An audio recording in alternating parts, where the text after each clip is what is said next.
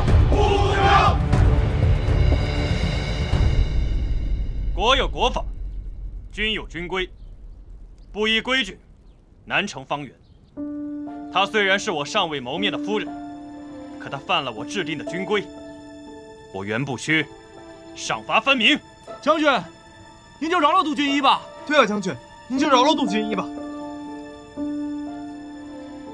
本将军的夫人犯了军规，本将军难辞其咎，纵容亲眷之罪，也该罚。来人，袁不屈，军棍100。将军不可。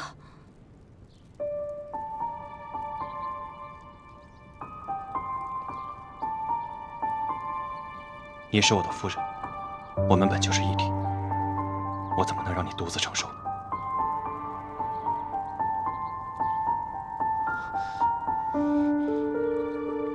打！将军，动手！得罪了将军。春风绵绵拂一叶扁舟轻轻，雨打芭蕉不及耳边的叮咛。一座城，一声情，一曲相思锁一心。梦里桃花片片散落奔月明。夜雨伴随扬州行，一人撑伞两肩并，花瓣飘零，是你满天深情。夜雨无声人有情，不负真心不负语，不负人间一步后情。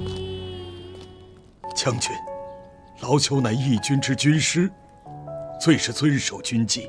且听老朽一言：当年三国曹丞相有马踏青苗必须斩首之禁令，可偏偏又是丞相的马匹践踏了青苗。为了严守军纪，丞相要自刎谢罪。如果不执法，丞相又不允。后来，众军师请命，要丞相割发代首，以示谢罪。对，割发代首。不知者无罪。将军的牵连之责已然执行，此事就罢了。将军无罪！将军无罪！将军无罪！将军无罪！将军无罪！将军无罪！将军无罪！将军无罪！将军无罪！将军无罪！大哥，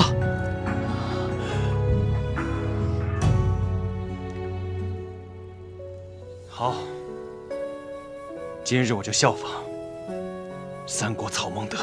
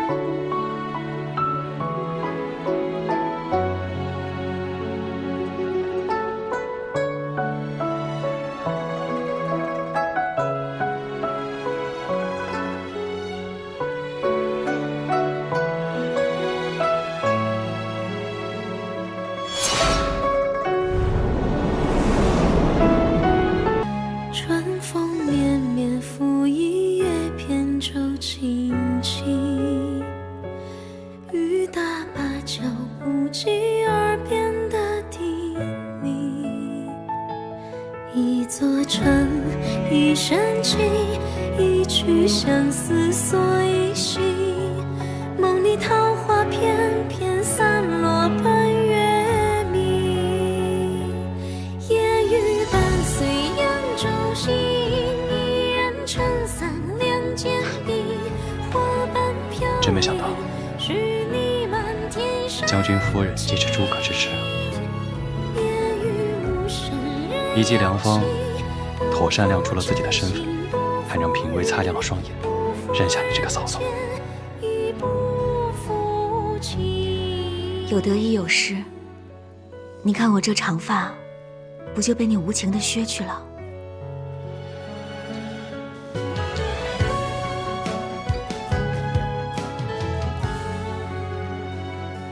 春风绵绵拂一叶扁舟轻轻，雨打芭蕉不及耳边的叮咛。一座城，一生情，这是一曲相思所依稀。梦里桃花片片散落半月明。夜雨伴随扬州行，一人撑伞两肩并，花瓣飘零，许你满天深情。夜雨无声人有情，不负真心不负雨，不负人间亦不负情。夜雨蒙蒙扬州行，山高水远情不离，良辰美景透出深情相依。夜雨柔柔人有意，一愿作对须惋惜，郎情且意此情不移。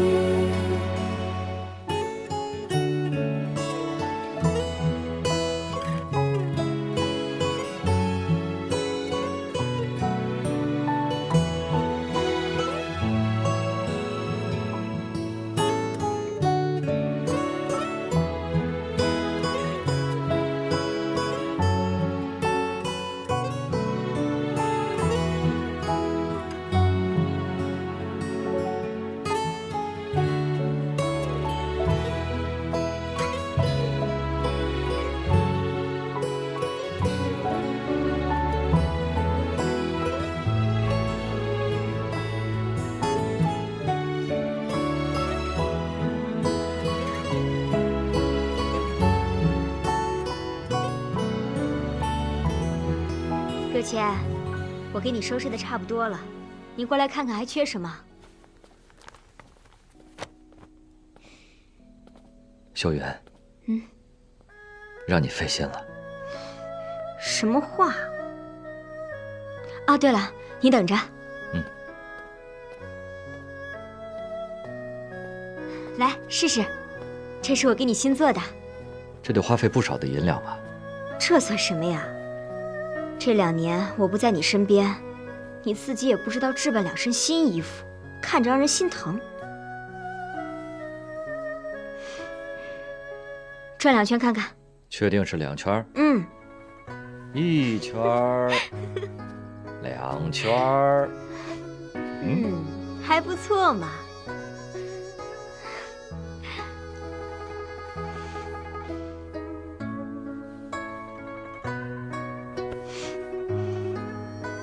秀媛，我都懂。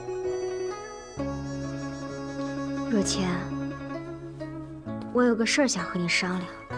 你说。但不知道你愿不愿意听。都老夫老妻的了，有什么愿意听不愿意听的？哎，我说你一个性格直率之人，怎么也变得扭捏起来了？你说，我们俩也快3年未见了吧？这才团聚了2天，你明天又要走。哎，等这仗一打胜，我立刻回来。可是你去那么老远的地方，又是疆场，我不放心。我行走江湖这么多年，有什么不放心的呀？哎呦，我不放心就是不放心。说吧，你到底想做什么呀？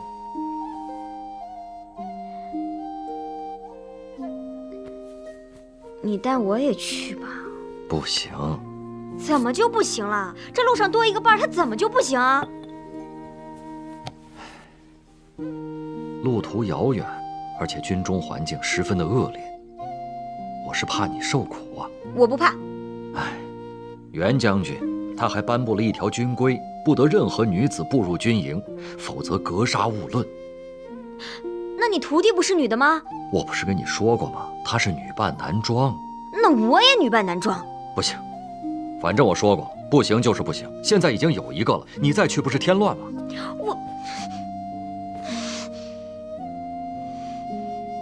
秀云，秀云，其实能和你再次相见，我就已经别无所求了。别无所求还乱跑？我那不是乱跑，我去边城，把那大事有头有尾的做完，你就在家安安心心的等我回来，好吗？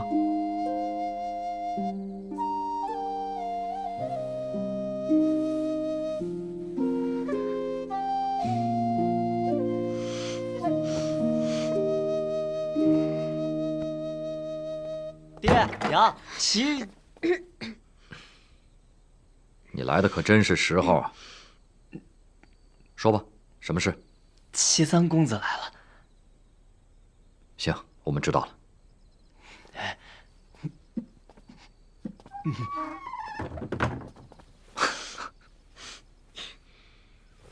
得知师父明日就要启程，徒儿特地前来倾听教诲。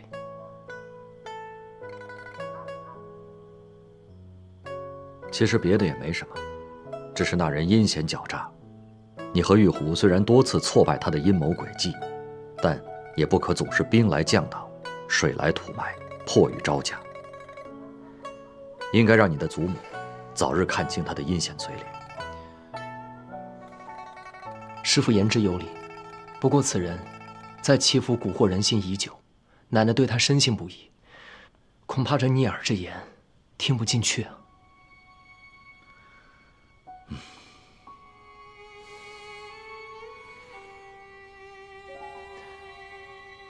师父，徒儿突然想到一计，我想让奶奶尽快知晓柯世昭在姬敬堂父母身上犯下的恶行，怎么样？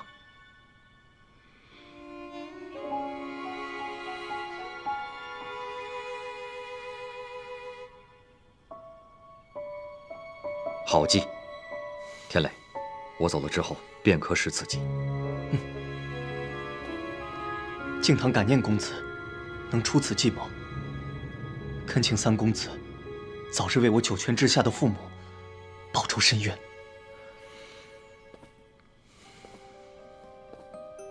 敬堂兄弟，此仇不是不报，时候未到，但一定会有那一天的。多谢三公子，快请起，不必多礼了。师傅，那你明日启程一定要小心谨慎。我和玉虎就先回去了。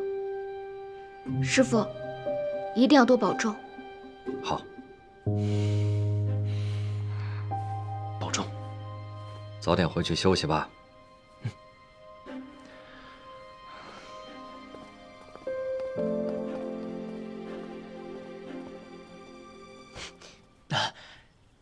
干爹干娘早点休息，我便先走了。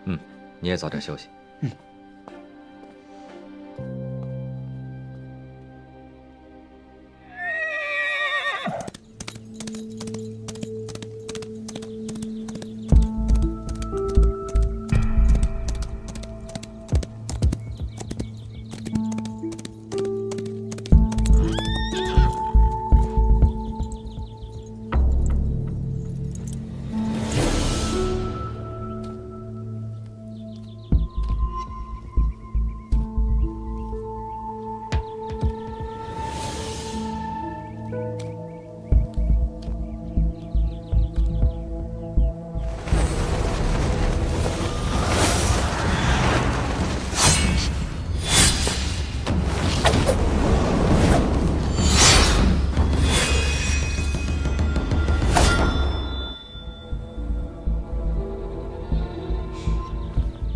故弄玄虚，你怎么认出我的？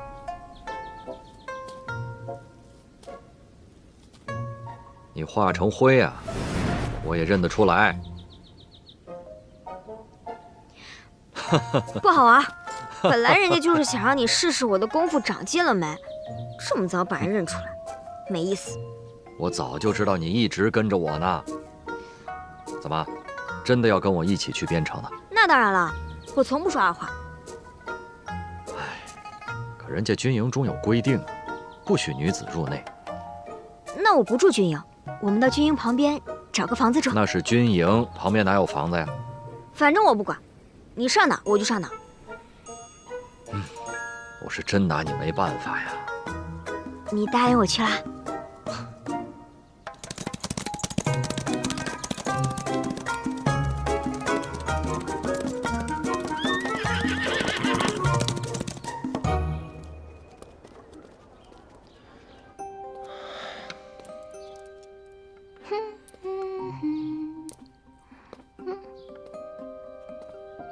天磊，你怎么魂不守舍的？想什么呢？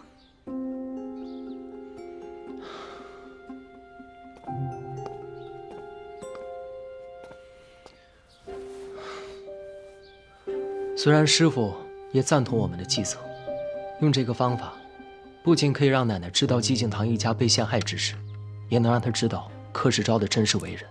那有什么好顾虑的？但是揭穿此人，又谈何容易呢？你是怕奶奶不相信你？奶奶自然是更相信他了。为什么呀？奶奶年轻时喜欢养兔子，最宠爱的那一只脖子前有一撮红毛，后来得病死掉了，奶奶伤心不已。偏巧，远在江州的姑母足月生辰，诞下一名男孩，这名男孩的脖子前竟然也有一块红色胎记。奶奶听闻之后，便以为是玉兔转世，亲自前往江州查探，之后便倍加宠爱。此人就是与我大哥同年生辰的柯世昭。竟然有如此巧合之事。这个柯世昭极会笼络人心，整个齐府上上下下，除了我母亲、雅妹之外，所有人都认为他好。你觉得，要是我们没有掌握他的铁证，奶奶会相信我们说的话吗？有道理。所以此计还需周密行事，最好是能够支开柯使者，单独向奶奶汇报，免得节外生枝。唉，要是他不在府上就好了。对呀，奶奶一直想收回一家外地的商铺，我可以在奶奶耳边吹吹风，让她派柯世昭去速速多办此事。就这么办。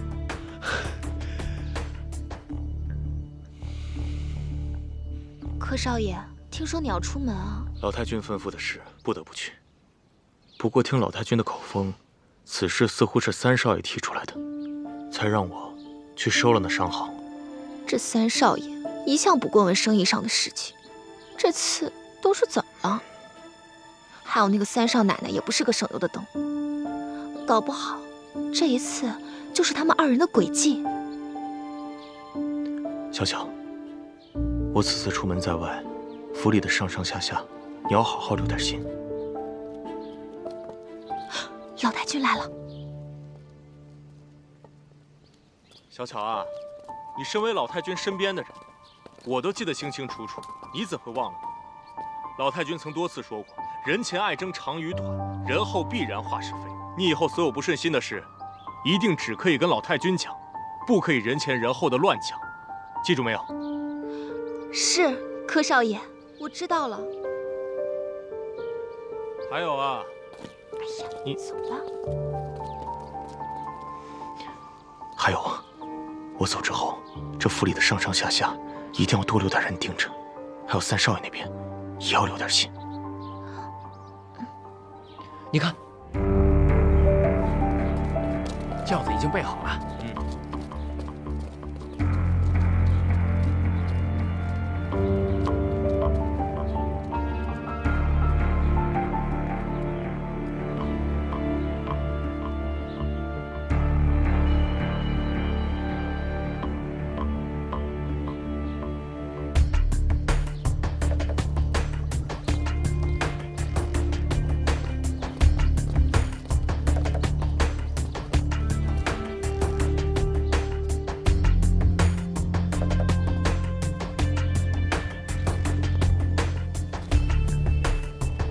少爷，您的包袱。来，起轿，走了。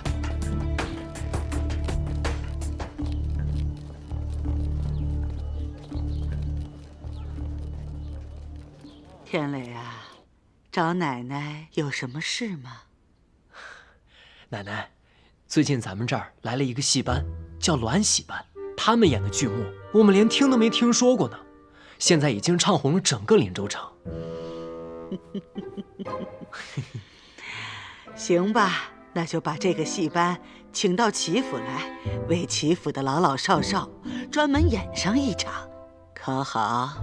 行。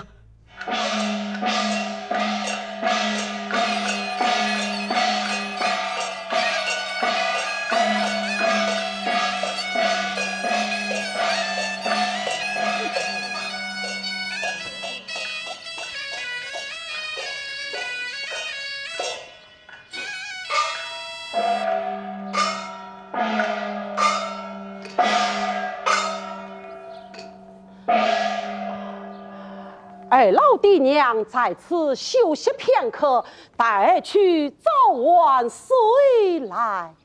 好。哎，天高望地远啊，有缘父此生啊。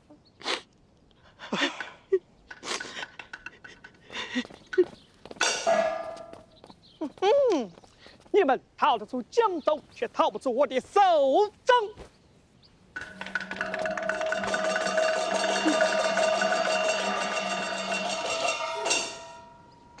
哎呀，周公子啊，你为何就少不了我们呢？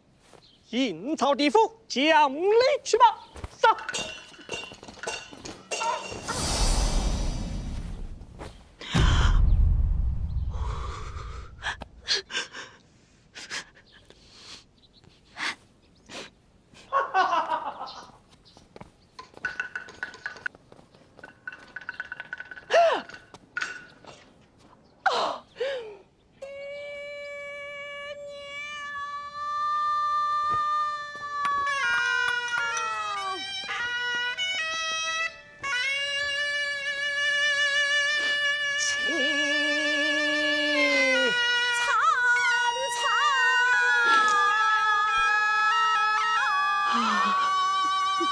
可怜的见爹娘。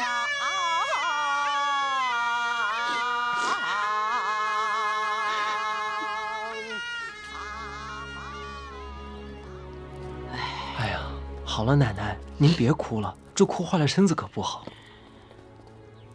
奶奶，您觉得这出戏如何？这个戏是不错，就是太苦了点儿。哎，这个戏叫什么来着？叫《丁郎恩仇记》。那个演丁郎的小生啊，唱功不错，做工也不错。奶奶，您有所不知，这位丁郎可是确有其人，这出戏也是真的。哦，你是怎么知道的？这丁郎是我朋友的一位亲戚，现在就住在我朋友家里。哎呀，这可怜的丁郎啊！奶奶，您想不想见见这个丁郎？也好，改天你把他带到齐府来，咱们好生的安抚安抚。好，那我明日便去请他来。奶奶，那你就不能伤心了。好。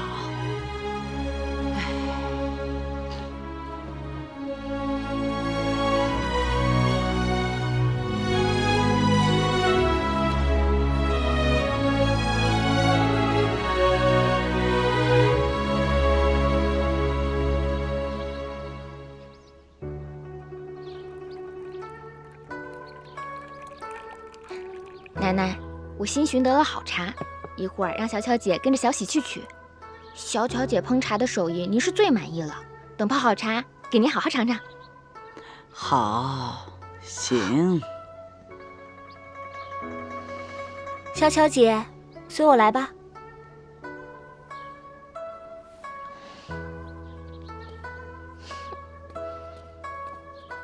那茶呀，可香可香了。是吗？您肯定会喜欢的。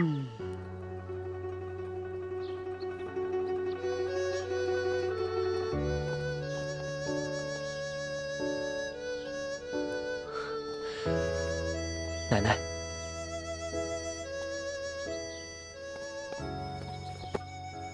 见过老太君。起来，不必拘礼。起来，快起来。你就是戏文中的丁郎。老太君，丁郎是戏中人的名字，小生姓纪，叫敬堂。听你的口音，不像是本地人吧？我是江州人。江州人，人长得不错，名字也好听。就是你的命太苦了。昨天那戏看的呀，惹得我这个老太婆直落泪呢。你的爹娘死得也太惨了。老太君，他们杀害我爹娘的手段，比戏中的还要残忍。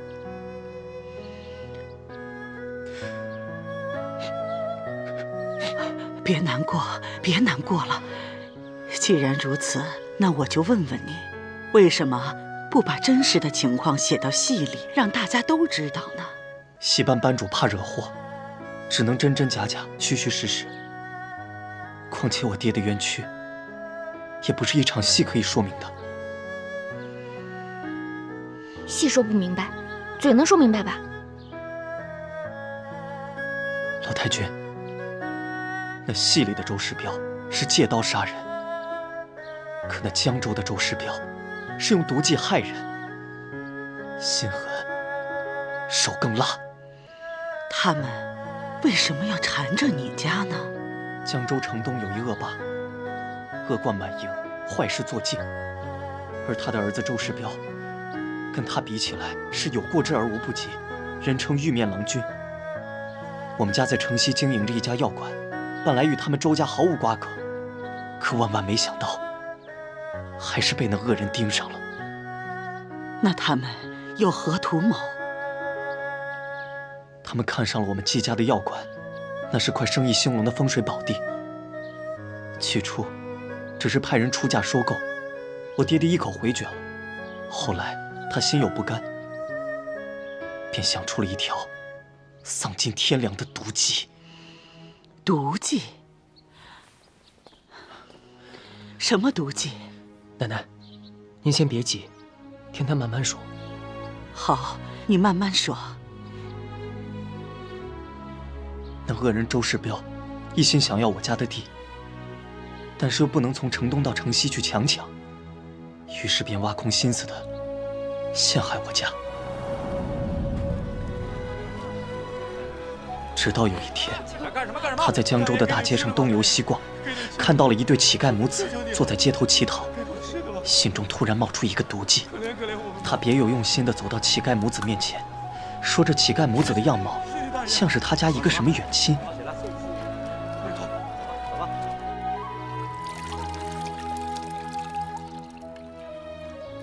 一番花言巧语之后，周世彪让人把这个乞丐骗回家中，大吃大喝，让这个乞丐吃得好穿得好，犹如平地升天。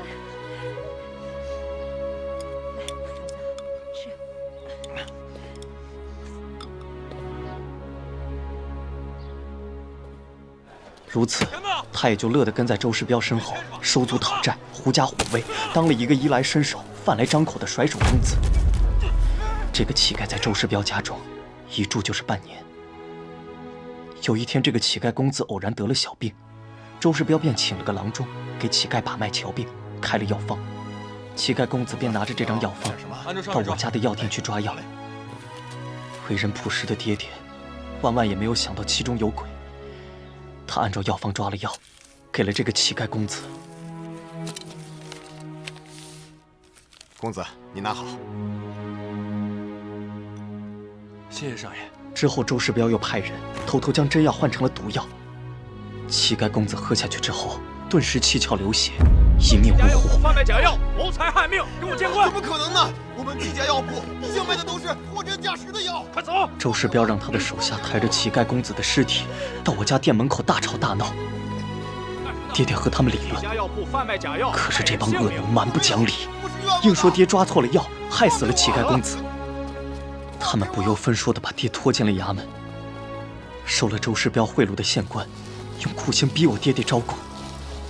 可怜的爹爹，蒙冤寒屈，惨死狱中。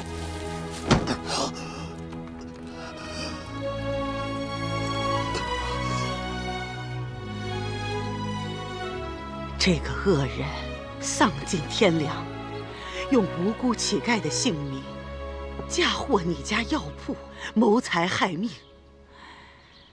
你刚才所说都是从哪儿听来的？当年敬堂想去官府报官，却被那周世彪买通的狗官赶了出来。恰巧在门口遇到了那位乞丐老太，乞丐老太也觉得他的儿子死得有蹊跷，便去质问周世彪。这周世彪便派人在他的吃食里下毒，幸亏有个心善的小丫鬟提醒了他。老太知道周世彪要赶尽杀绝之后，便连夜逃走了。可这周世彪心狠手辣，竟派了许多人去追杀老太。老太受了重伤，眼睛也瞎掉了。她心有不甘，想去报官。途中我遇到了她，我带着她一路逃离江州，却不曾想，这周世彪派人连夜追赶我们。混乱之中，我与那老太走散。唉，善恶到头终有报。敬堂，你今日来，就算是我们有缘。这样，我送你一些银两，祝你日后去寻找那证人瞎眼老太，再去状告周世彪。若是我说出那周世彪的真实姓名，奶奶，这戏中的丁郎实是姬敬堂，不过这戏中的周世彪嘛，是谁？禀告老太君，那戏中的周世彪不是别人，正是来自江州的柯世昭。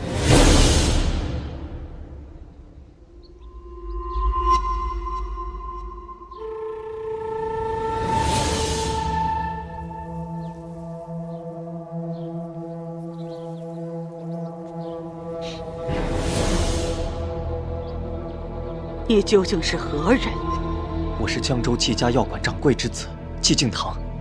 那柯世昭害得我家破人亡，请老太君替我做主。我说的话句句属实。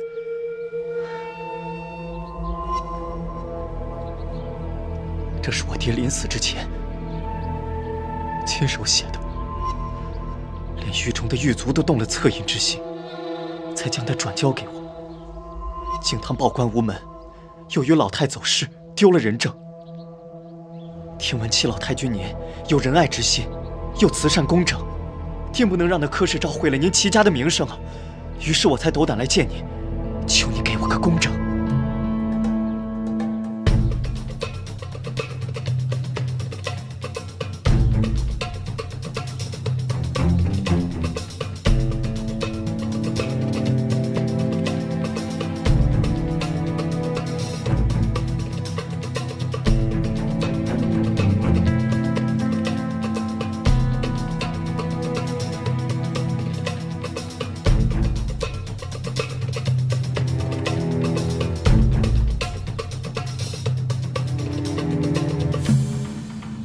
原来他是来告世昭状的。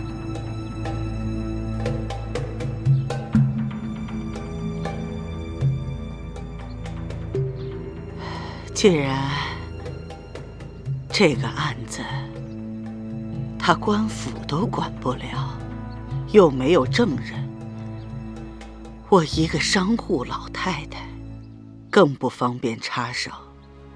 再说了，你刚才所说的也只是一面之词。天磊，在，你去取些银两送给他，让他好好回家。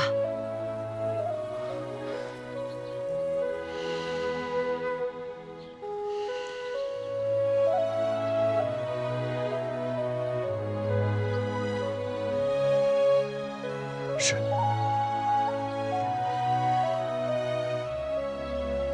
敬堂感谢您的善爱，但敬堂不为银两，只求替我父母还个公道。祝老太君福寿康宁。敬堂就先告辞了。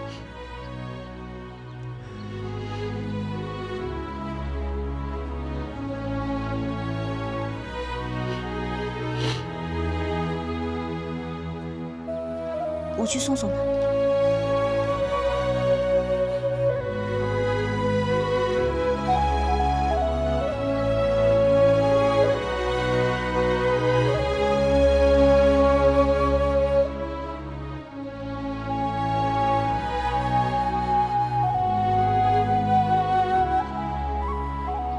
天磊，你是怎么认识那孩子的？有一天，他在咱们齐府大门口吵嚷，说着要见你，让您替他做主，结果引来了王胡子等人，将他暴打一顿。我与冰燕只好路过，将他救下。世昭在吗？他不在。那为什么你不早点告诉我？孙儿想，毕竟此事牵扯3条人命，又与柯表兄有关，不能只听信一面之词便妄言相信，还想等着查实之后再说也不迟。天磊啊，季敬堂的事情你不要再管了。世昭现在是在替我办事，办的都是我们齐家的大事。如果让他牵扯到官司，那受损的可就是我们齐家了。奶奶，这季敬堂家的冤情早晚都会真相大白。但是咱们齐府的大事，您还是尽快收回自己手中比较好。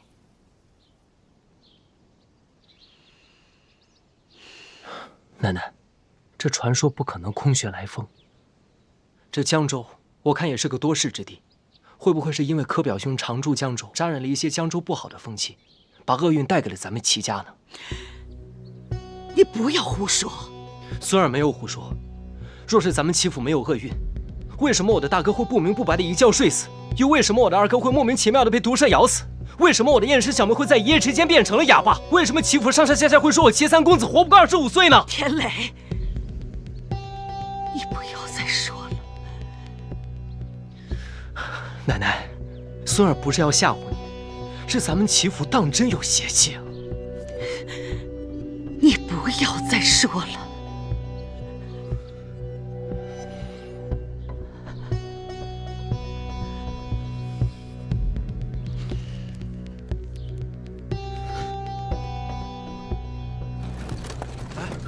快走2步。婶儿辛苦了。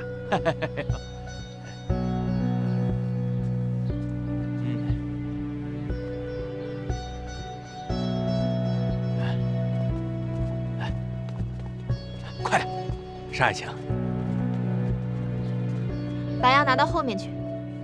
少爷您慢点啊。柯少爷。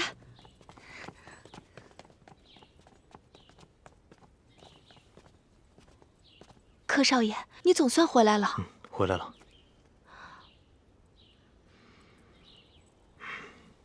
你先把东西拿进去。哎，快，小跑2步，来，快点。去。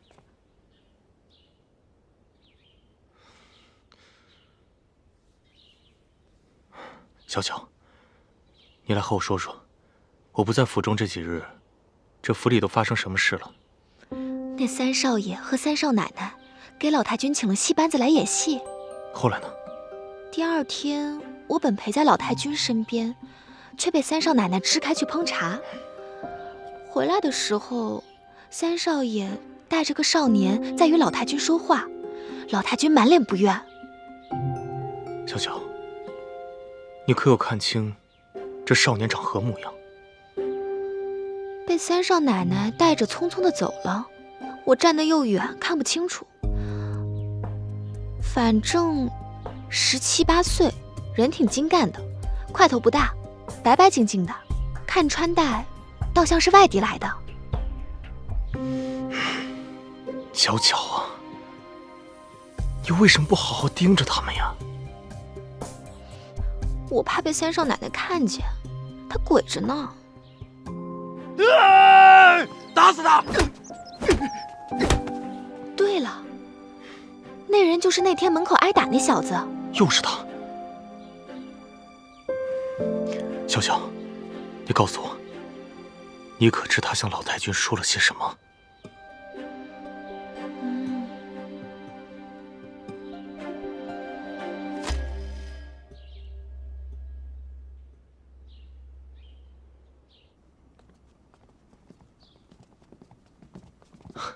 外祖母，世昭拜见外祖母。世昭，你回来了啊，回来了。来，把东西放过去。哎，外祖母，外祖母，您看看，这些都是我精心挑选给您带的礼物。又带了这么多东西。外祖母，您慢点。你每次归来，都给我带这么多的东西。唉，我一个老太婆，能吃多少，能用多少啊？以后啊，就别花这个钱了。外祖母，这些事您不必介怀，以后啊，世昭都听您的便是了。还有，各方亲戚，不要再送什么土特产。今天呢，这2罐茶叶我收下，其他的你帮我送到江州。还有，各方亲戚，不要再送什么土特产。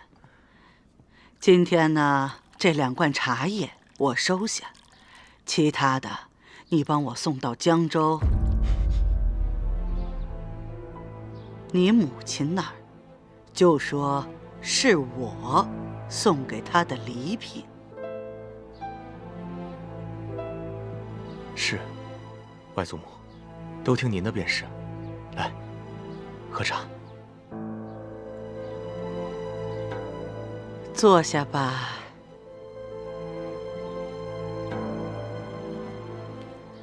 我呀，就剩下你母亲这么一个女儿了。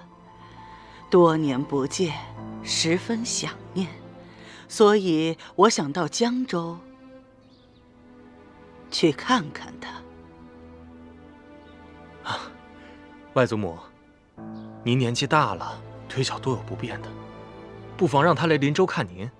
这江州啊，实在没什么好看的。哎，我就去过江州一次，来去匆匆的，也没见过什么好的景致，所以我想，这江州没什么好看的。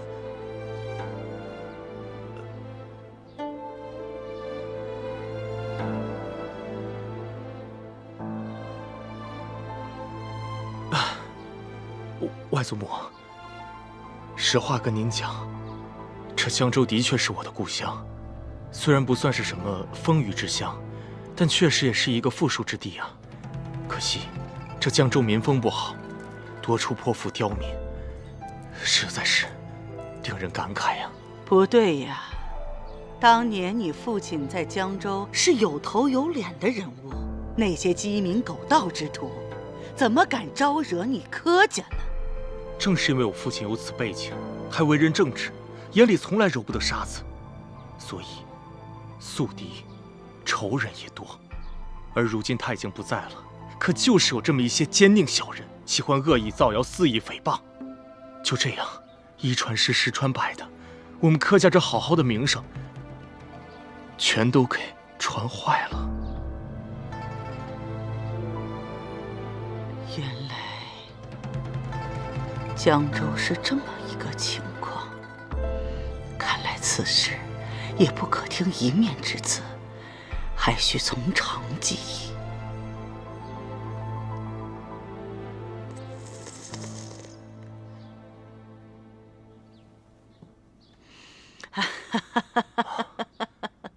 世昭啊，你刚回来，一路辛苦了。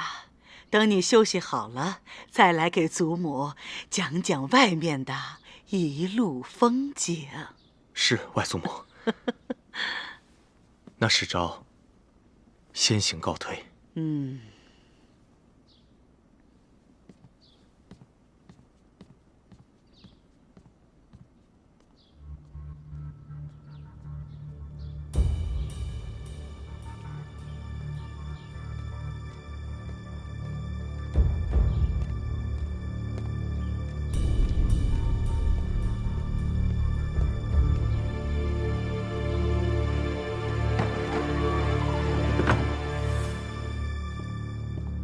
柯少爷，您找我。老关，我正好有事情要吩咐你，请讲。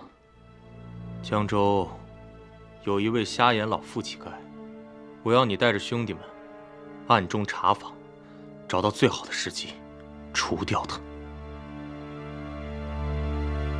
明白。所以，老太君信了吗？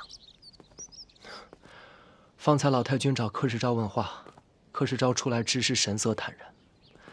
根据推算，奶奶并不相信寂静堂所说的。捉贼拿赃，奶奶不信，我们就把证据摆在她面前。对呀，这寂静堂是受害者，奶奶不相信。但若是把瞎眼老太找来做人证，岂不是铁证如山？奶奶自然就信了。只是这老太太在山高水远的江州，我们被困在宅子里，出也出不去啊。我有办法。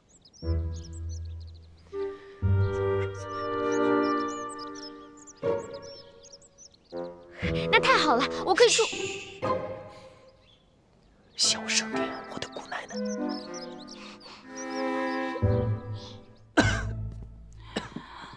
天磊，奶奶来了。别起来，别起来，快坐下，坐下。哎呀，你是不是旧疾又犯了？奶奶放心吧，没事的。一定是前段日子他太累了，累病倒的。奶奶不碍事的。最近天气闷热，孙儿胸口憋闷。早些年刘师傅在，都会带我去山林别院静养。今年师傅不在，身子也就虚弱些。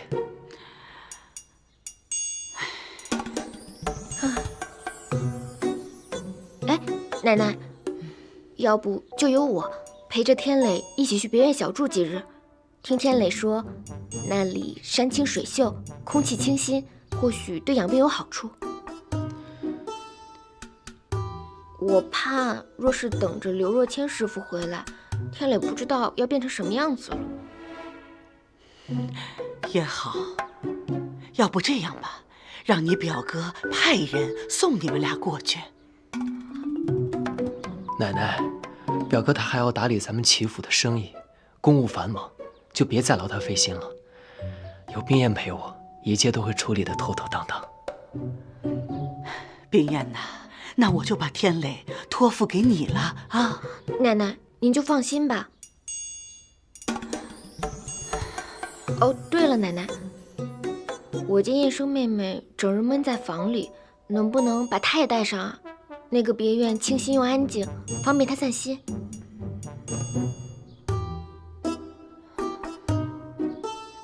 行，行。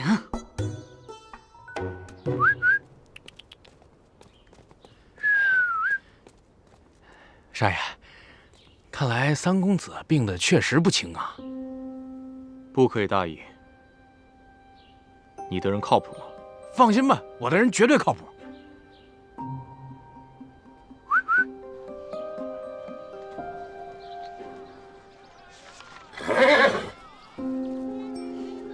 小姐，就是那个，她是王胡子新招来的车夫。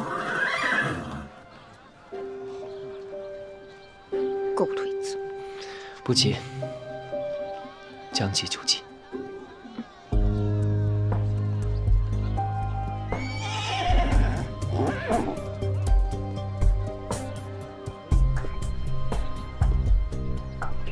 小喜，你跟叶生先走，记得去东街办事，一切小心。是。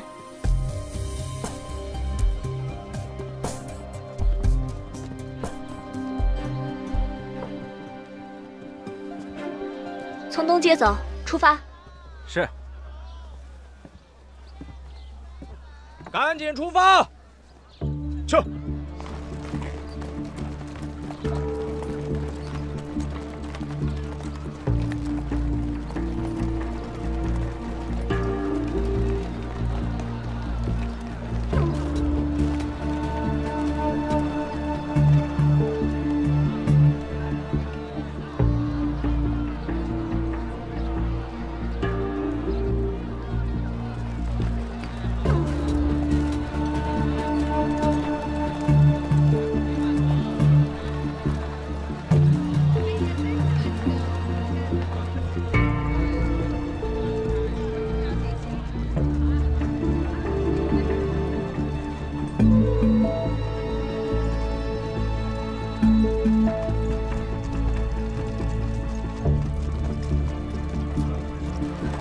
停下！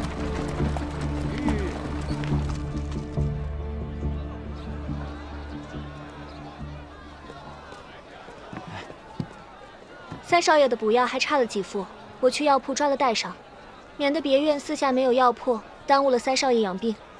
你们先等等。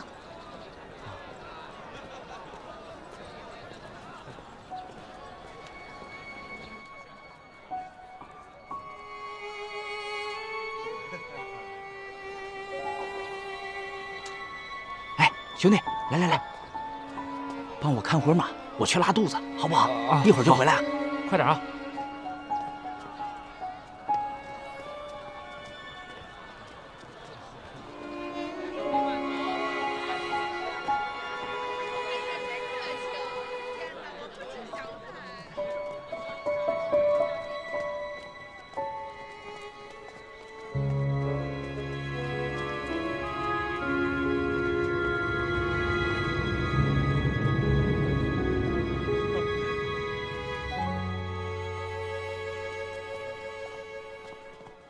慢走。就按药方上的准备。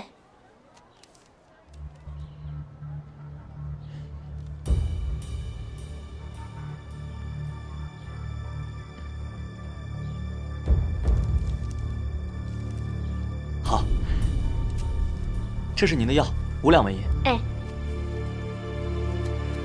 银子，谢谢。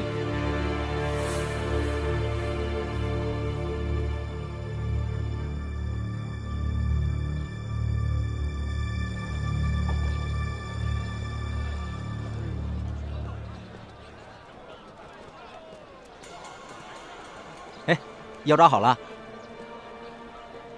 三少爷身子弱，受不得颠簸，你们啊慢着点，咱们也不赶时间，压着点走。啊。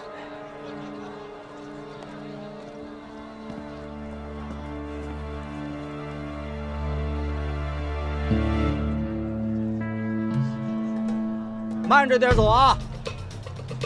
去。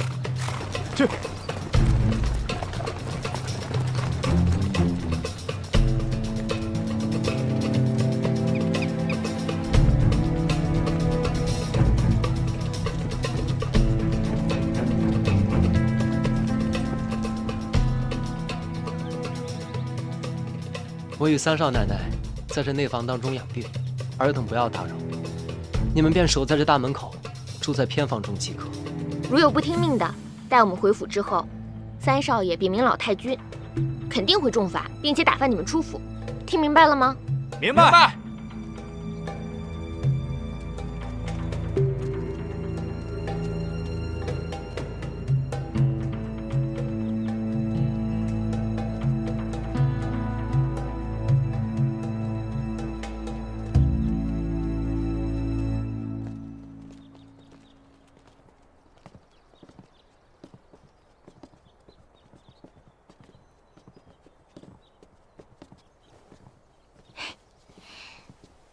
搞定了，什么时候走？择日不如撞日，就在今夜，清风拂林之时。今夜怎么走啊？师傅在此别院还另有一条西径。小喜，你便安顿在此，按计划行事。明白，三少爷。哟，二位兄弟职业辛苦，上好的女儿红，来2口。来，这个时候。不能哎呀，夜长喝2口解乏嘛！来，一块喝，来，喝呀！快！来，三少爷怎么今天那么安静？给我再喝一口。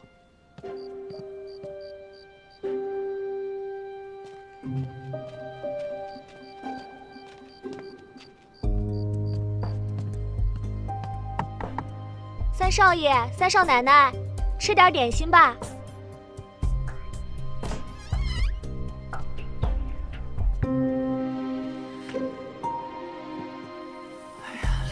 给我一口。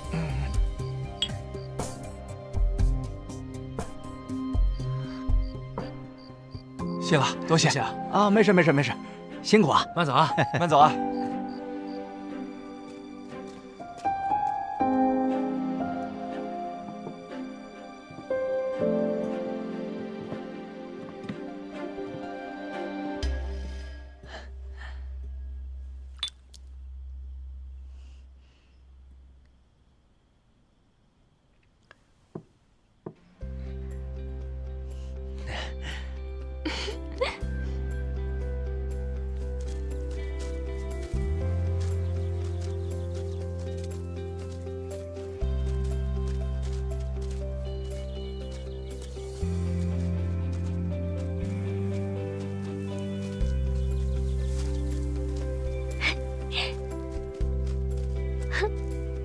没想到这个别院还有这么一条暗道，真精巧。哎，我都好久没出来玩了。那咱们这次就玩它个够。好，好看吗？好看。娘子，我这招偷天换日如何？还行吧，只是不知道可以瞒多久。是，所以咱们也只能将计就计，速速寻找证人夏言老太，然后赶紧回来才行。哎，我都好久没出来玩了，在你们齐府都要待烦了，这次出来得好好玩一玩。哎，你知道江州有什么好玩的吗？你想玩的应有尽有。那赶紧走吧。走啊，跟我比一比。行。去。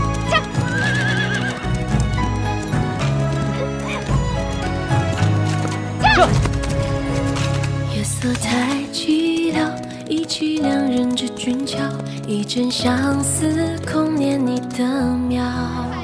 清风落嘴角，吹来愁绪红尘飘，一地思念纷飞后人扫。我要在星夜出逃，借月光皎皎，捕捉你的笑到天涯海角。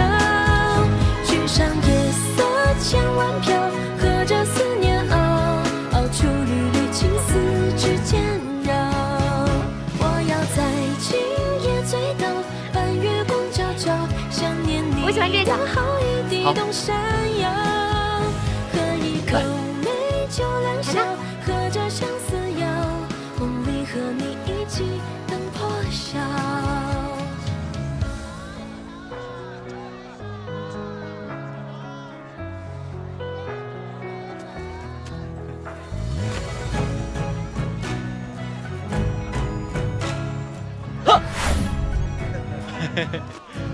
娘子别打！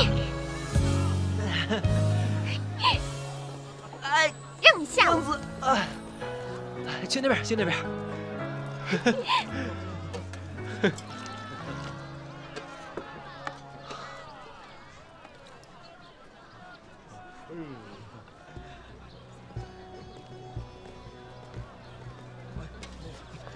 各位朋友，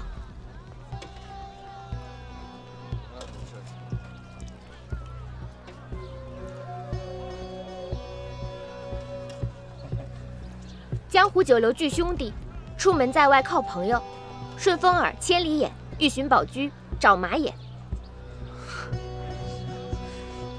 这谁呀？原来是道上的朋友，有什么需要您说，但凡是我们知道的，必定告知。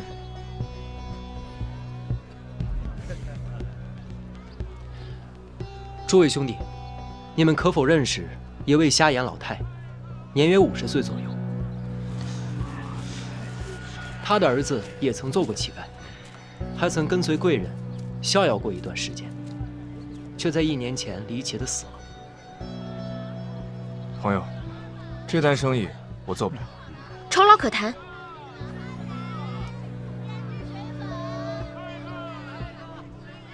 你们不是江州人是吧？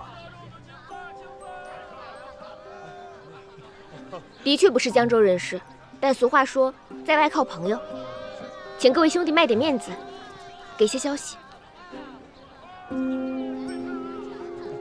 朋友，我们只是来打听一点消息，并无敌意。方才这位兄弟说做不了，这做不了3字，况谓含糊。若是我没有猜错的话，此事关乎诸位的身家性命。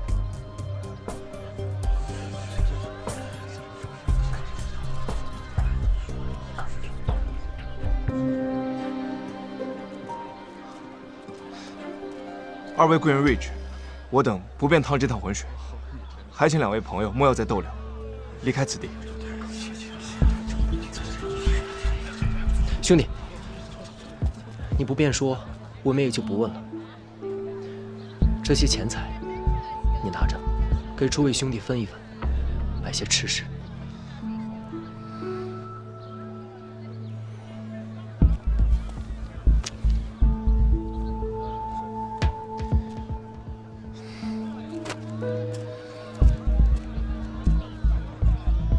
此事我们说不得，不过2位可以试试去逍遥楼找尔报神，他法眼通天，只要银钱给的够，什么消息都可以在他那儿买到。多谢。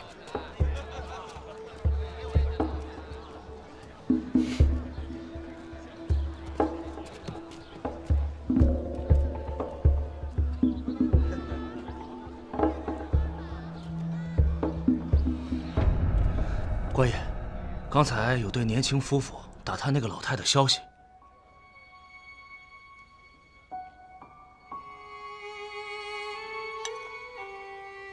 什么人？听口音不像江州人士，那男的一副白面小生的模样，那女的倒是有几分姿色。哦，对，还有点江湖气。这样，你带兄弟们一面继续暗中打探那个老太的消息，另一面给我死死地盯紧了这2个可疑的人。一旦有任何消息，立马来报我。是。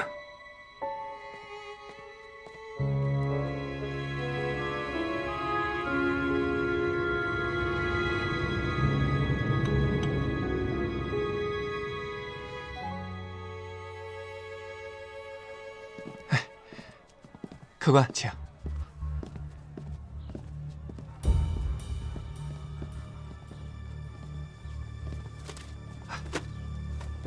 2位客官有什么需要，随时吩咐我。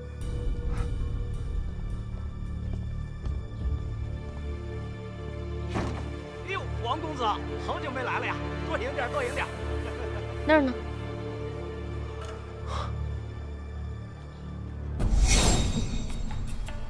这逍遥楼原本就是做这类生意的，鱼龙混杂的赌场，消息自然灵通了。走吧。等等，去这种地方打探消息，自然要有些门道。门道？齐三公子锦衣华服，腰带玉佩，头戴玉冠，富贵非常。可就是这脸嘛，我脸怎么了？这脸白白净净，斯斯文文，就是这眼睛太精明了一些，一看就会骗人。我如此温和敦厚，又怎会骗人？你可不要冤枉我。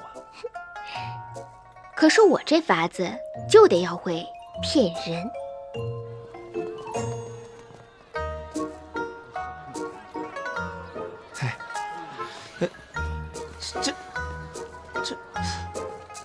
这是我糊涂了，明明刚刚入住客房的是一对恩爱小夫妻啊！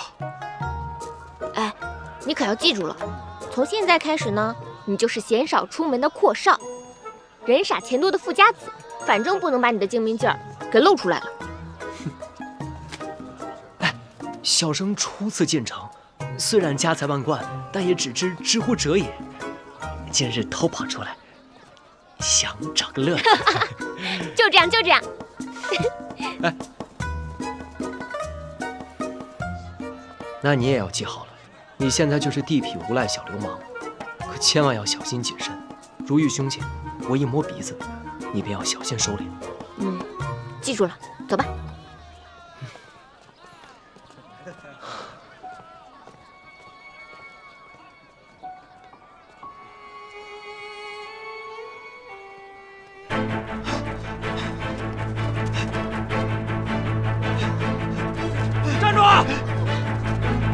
站住！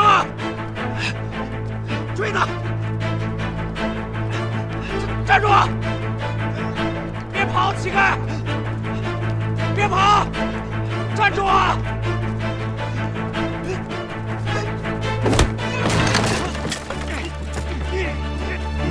起来！好啊！你们是什么人？什么人？给我打！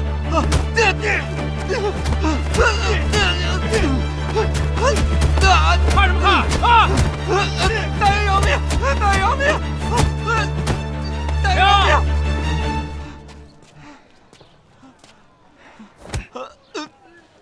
说，今天给那对找老妇的人说了什么？我什么都没说呀，大哥。小混蛋，你想找死是吧？啊！大哥，饶命！赶紧说，要不今天要你小命！我说，我告诉他们去逍遥楼打探消息。以后给大爷管好自己的嘴，走。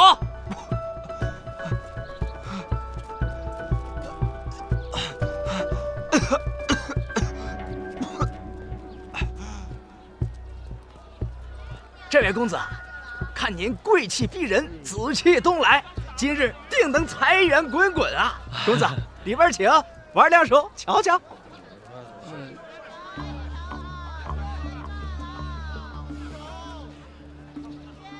瞧瞧，公子请。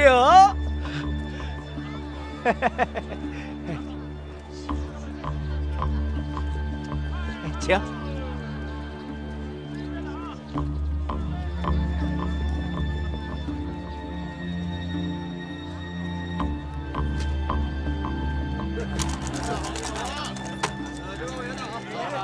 兄弟，买大买小啊？大。哼，122，你输了。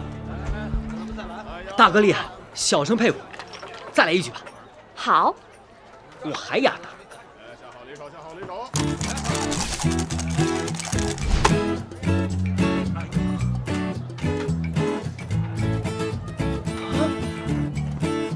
哈哈。再来。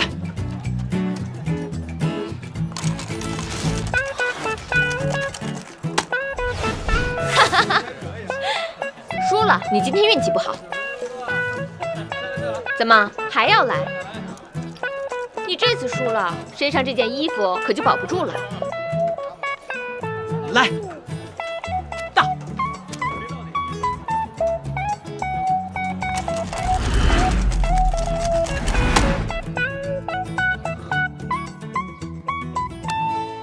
小兄弟，你的骰子我来帮你开。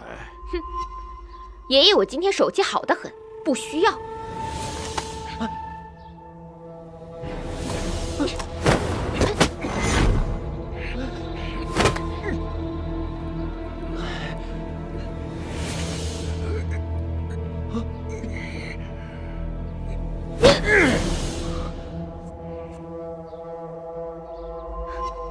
大，是小生赢了，是小生赢了，小生赢了，这是作弊，不算。哎，这可是我们逍遥楼的东家，大度有容、笑口常开的耳报神，怎么不算？哼，原来是大东家，小的有眼不识泰山，失敬失敬。小兄弟，这么好的手气，得再玩两把，我做个东。那我就再陪您玩两把。请。我也要来，乘胜追击方能破敌。再来一局，我全下。好。你呢？我压大。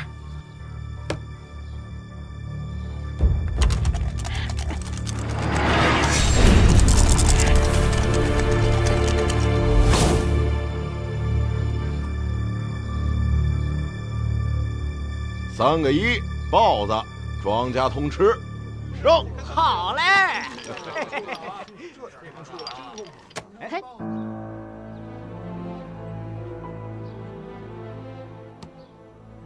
小兄弟，赌局的规矩，愿赌服输，你这是要砸我场子呀？啊！不关我的事啊！我当然不敢砸您的场子了。对，我是觉得这赢了就走的话，多少有点不太道理。嘿，说的对，但你还有钱吗？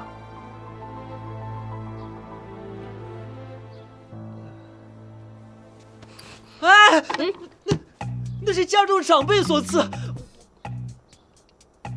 这么个破石头，你真的拿我耳报神当叫花子？少了，这儿还有，而且这家伙看起来像是富贵人家的子弟。若是他输了，便让他打白条，让他家人还。啊，大哥，这万万不可呀！这个不行啊！没事的，这一把全赢回来。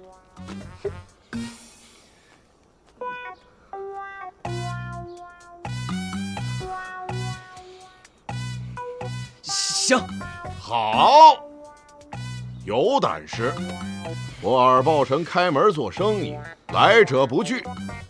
既然是豪赌，二位雅家请。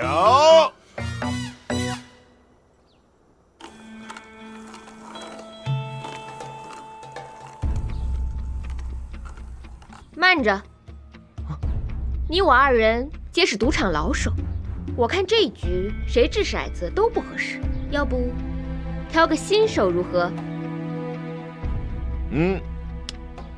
说的有道理。这逍遥楼是我的地盘，咱不能让外人说我欺客呀。是啊，这骰子由谁来摇？你选。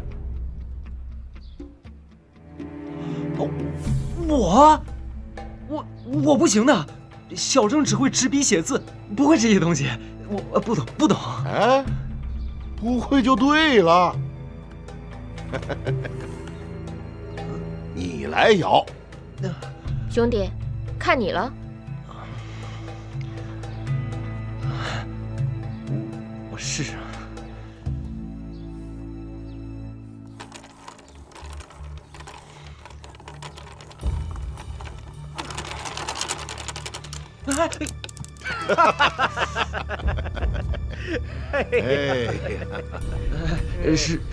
失敬。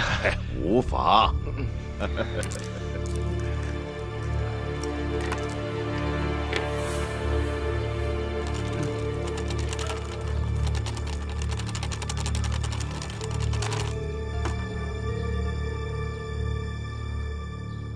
好了，我先选小。那我就选大。大。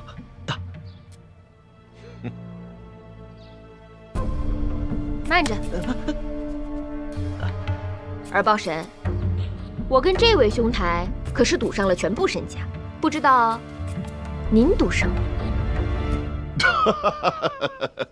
来，是东家。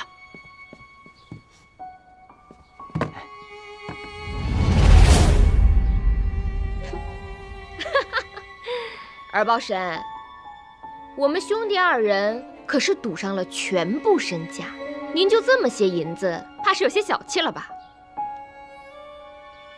依我看，若是您输了，就把这半个逍遥楼输给我们俩。大胆！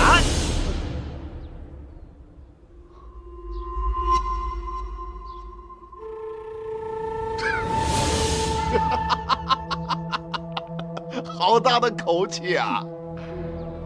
哎，好，我依你。但我也提个条件，这把如果你们俩输了，打明儿起，在这逍遥楼给我当牛做马，你们俩的私产都归我。啊，那岂不是把我祖产都全押上了？我不玩了，我不玩了。完了，哎，好，开。开。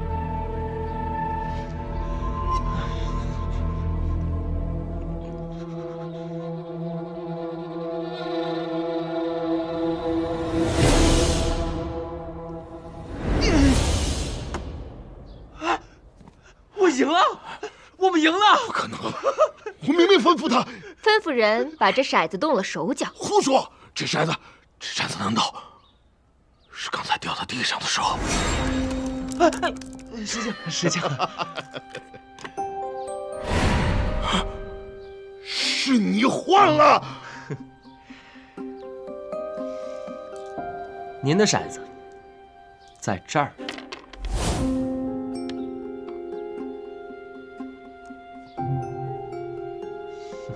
您的骰子摇大摇小，还不是您说了算？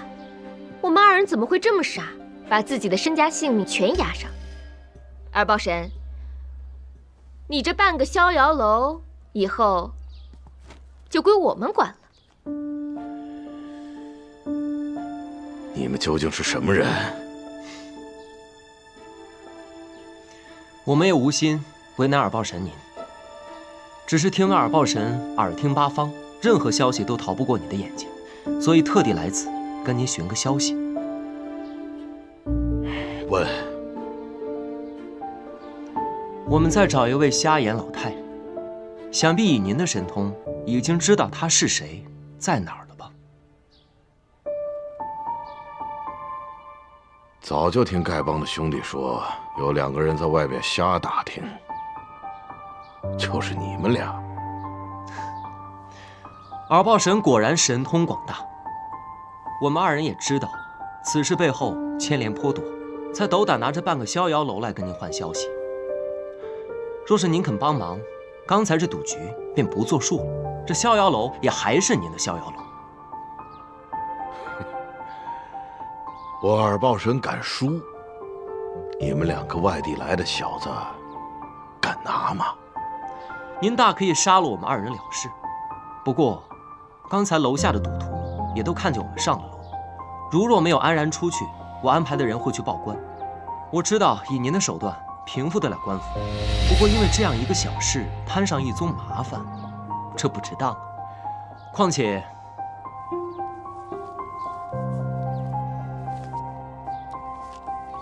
我们也都是打开门做生意，这一点钱财，小小心意。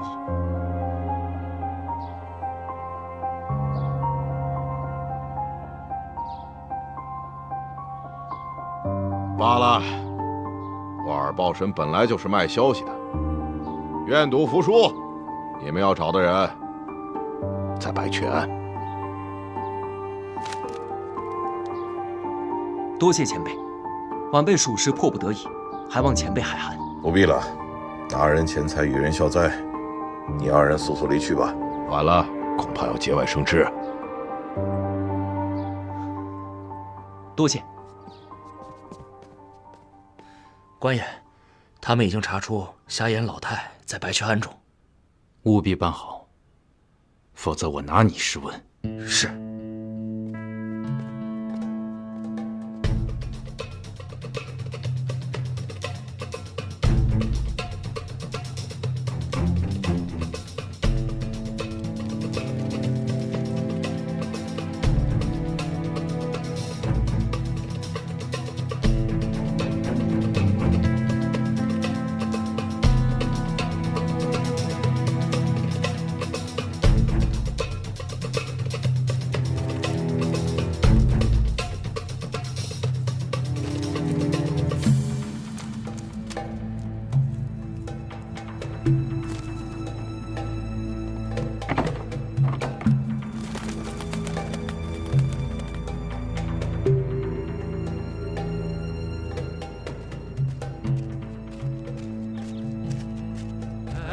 干什么？往哪儿钻呢？小喜姑娘说了，三少爷、三少奶奶不让进去打扰。哎，兄弟，你看这三少爷、三少奶奶从昨天起到现在一直在内院没出来，哪有这样养身体的呀？依我看呢，三少爷就该多出来走动走动，呼吸一下新鲜空气，是不是？你个马夫还管起少爷来？哎，不敢不敢。哎呀，莫不是三少爷憋在房中出什么事儿了吧？你看这三少爷、三少奶奶从昨天起到现在一直在内院没出来，哪有这样养身体的呀？莫不是三少爷憋在房中出什么事儿了吧？哎，胡大姐！哎，你这是做什么？还不快把他拦出去！不是，我是担心三少爷，你看他1天没出来了。三少爷服了药睡下了，任何人都不许打扰，快出去！哎，好。以后谁要是再敢胡乱进内院，我就去告诉三少爷。到时候回了齐府，老太君要是怪罪下来的话，我看你们谁担得起！小七姐姐，我们不敢。快出去！昨日三少爷1天没出来，你们怎么都不着急呀？小姐、少爷，你们怎么还不回来呀？小心我撑不了多久了。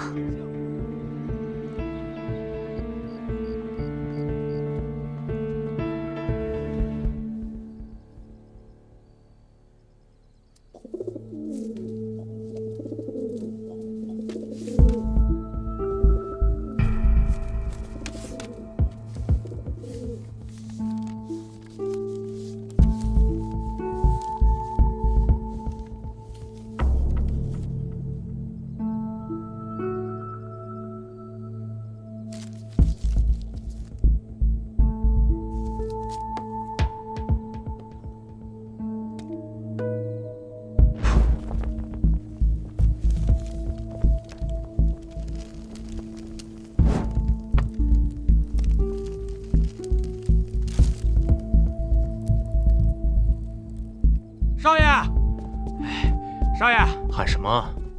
唯恐整个齐府都听不到你喊是吧？少爷，这是老关的消息。哎，少爷，就我那马车夫也来消息了。什么消息？快说。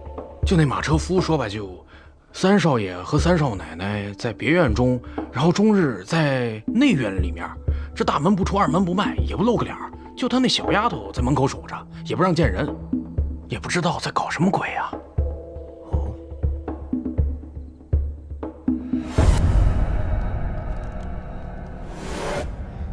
原来如此，他们此刻根本就不在别院当中。不在别院，那在哪儿呢？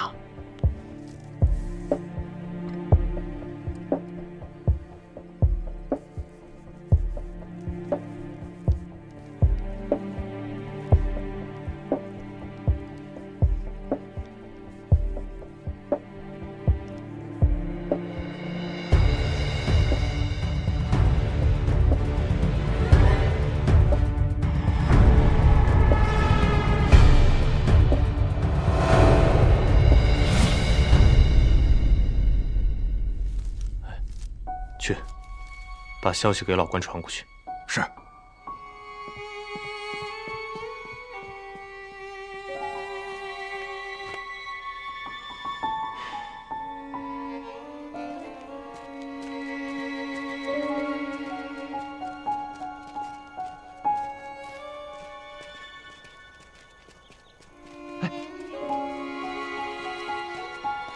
大叔，您知道白雀庵往哪走吗？白雀庵，不知道。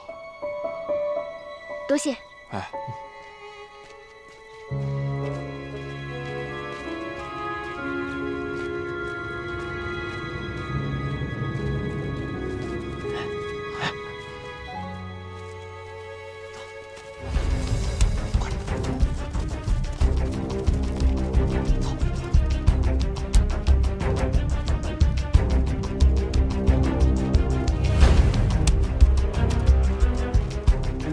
请问，您知道白雀庵怎么走？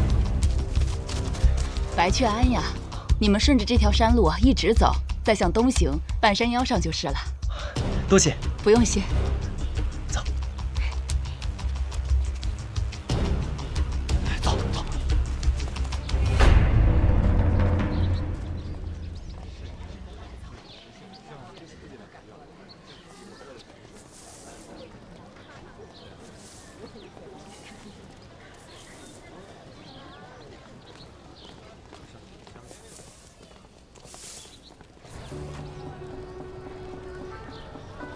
打扰二位，不知你们二位是否见过一位年龄50岁左右的瞎了眼的乞丐老太？大娘，麻烦问一下，有没有看见过一位50多岁瞎了眼睛的老太太？没见过。没有看见。50岁左右的瞎了眼的乞丐老太太。有没有见过50多岁瞎了眼睛的老太太？没见过。没见过。有没有见过50多岁的瞎眼老太？多谢。没见过。多谢。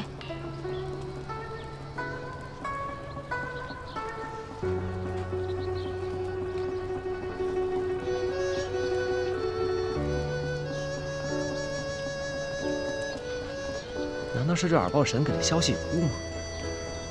应该不会。江湖中人各有各的活路，耳报神在江州这一块就是吃卖消息这口饭的，他不会砸自己的招牌。哎，不玩了，不玩了！我都当了1天小偷了，我要当大侠。木剑给我。小偷，你可要小心了！现在我换了身份，当大侠了。嘿。对呀。换身份，我怎么没想到呢？想到什么了？这瞎眼老太被追杀了那么多年，为保性命，说不定现在已经换了一个身份，不再是乞丐。不再是乞丐。可是这庵里除了乞丐，那只剩……我明白了。哎，小师太，请问一下，你们庵中有没有一位瞎了眼的师傅？你说的是陆玄师太吧？他此刻正在斋堂用斋饭呢。多谢。走。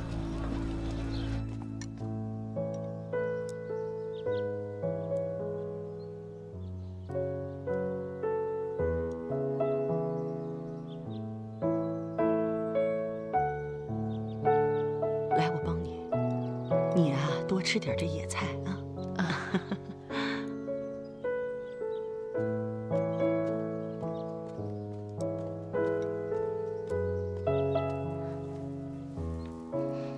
如何？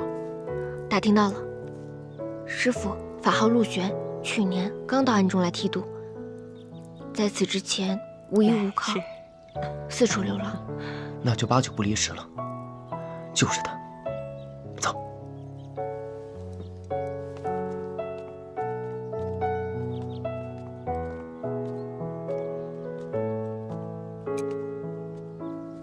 打扰二位师太，我们夫妻2人初来乍到，想讨一口斋饭，不知可否应允？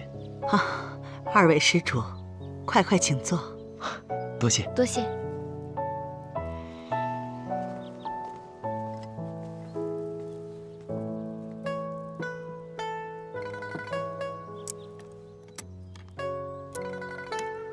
多谢。近来暗中救济的贫困灾民越来越多，开支越来越大。为了节俭，斋饭中多选用野菜作为辅食。幸好有我们的陆玄师太颇懂烹饪之法，每日换着花样的做斋饭，倒也颇为有趣。2位贵客，尝个鲜吧。好。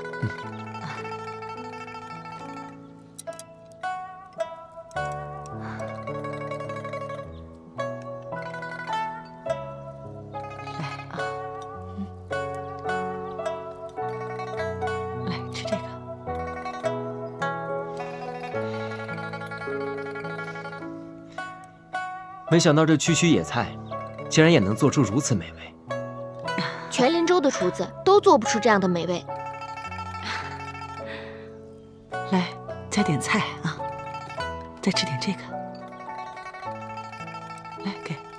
2位师太感情很好啊。啊，住持师太慈悲为怀，他可是陆玄师太的救命恩人呢。哎，你且出去看看，看看香客们的斋饭可做好了吗？是。刚才那位小师傅说救命恩人，不知是陆玄师太早年间遭受过什么劫难吗？都是些陈年往事，不提也罢。这说来也巧，我们夫妻2人的一位朋友是江州人，去年家中遭遇横祸，不得不离开了家乡。在离开江州之前呢，他曾经接济过一位瞎眼的乞丐老太。得知我们夫妻2人要来江州之后，便嘱托我们要来探望探望他，想知道故人是否安好。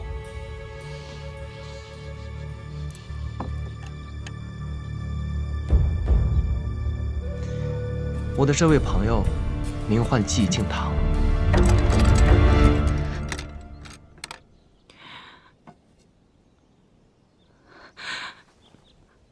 善哉善哉，天下受苦的人太多了，愿佛祖保佑庇护。看着2位不像本地人吧？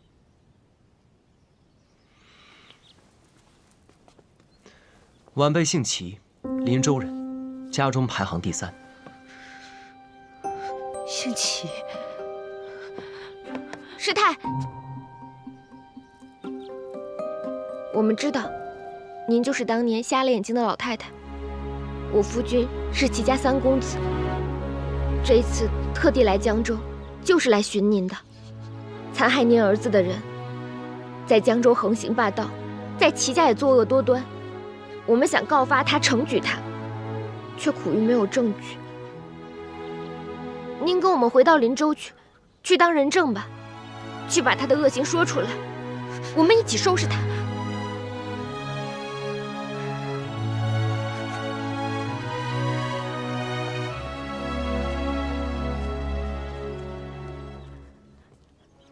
2位施主，认错人了。老尼久居安中，对2位所说之事，全然不知。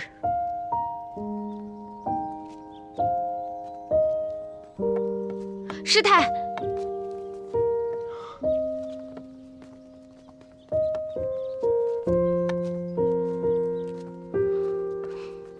就这么算了吗？那倒不会。这陆玄师太决然回拒，定是因为不相信我们。毕竟我这齐三公子，可是跟害死他儿子的柯世昭是一家的呢。那可怎么办啊？先取得陆玄师太的信任吧，再想办法把他带回林州。我们就不依不饶，缠到他答应。那叫动之以情，晓之以理。找师太去。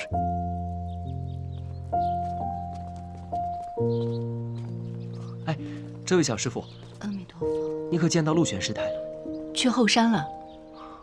多谢。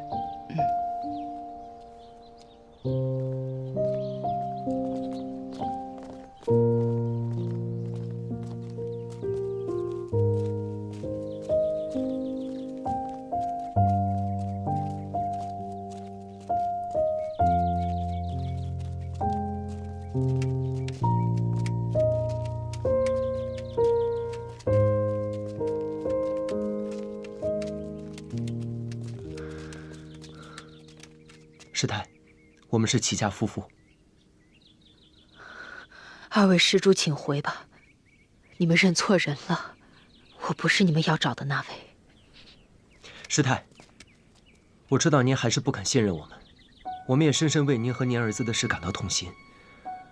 但寂静堂告诉我们，您儿子走后，柯世昭便搬到了季家药铺。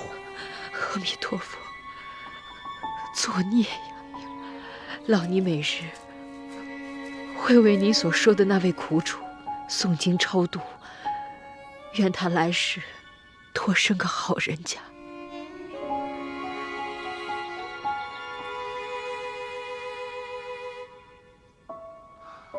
官爷，我一直跟随着那对小夫妇，然后他们到耳报神那儿打探到那瞎眼老太的消息。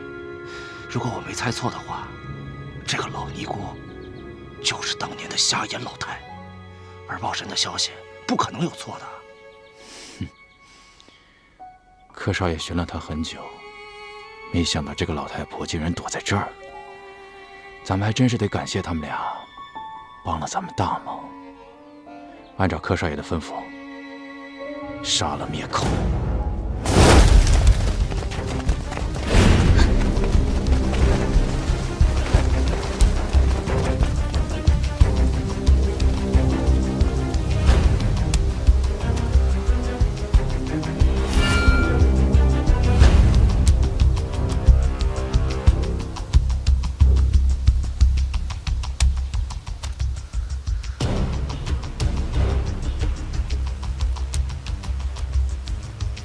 你们是什么人？我们是送你去跟你儿子团聚的。姑奶奶先把你送下去。给我上！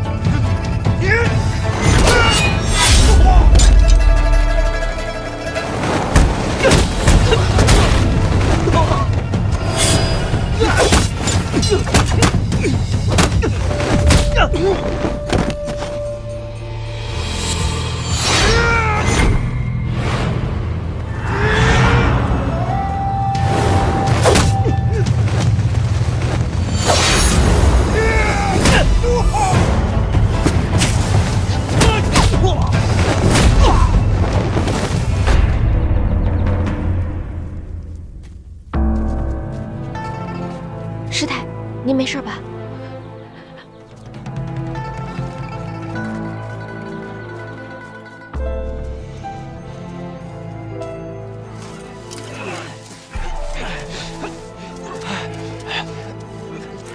官爷，你没事吧？让兄弟们把下山的路给我围了，继续给我追啊！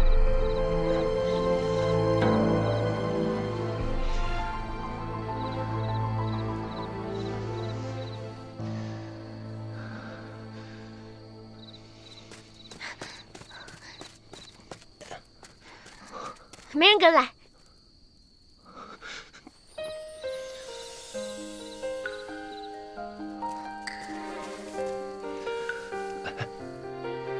给我看看。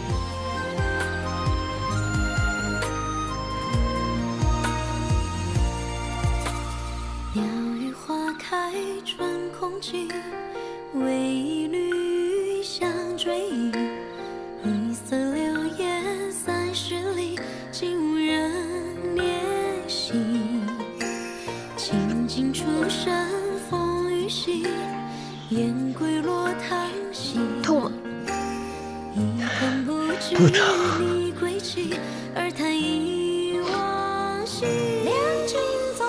这么大道口子还说不疼？没事，这一点小伤真不疼的。齐天磊，被人欺负说不疼，被人打也说不疼，这么大的口子你说不疼？你在我面前不要装了，都怪我没有保护好你。要不是我家娘子武艺高强，我早就被劈成几十瓣了。别哭了，就知道逗我，就知道笑嘻嘻。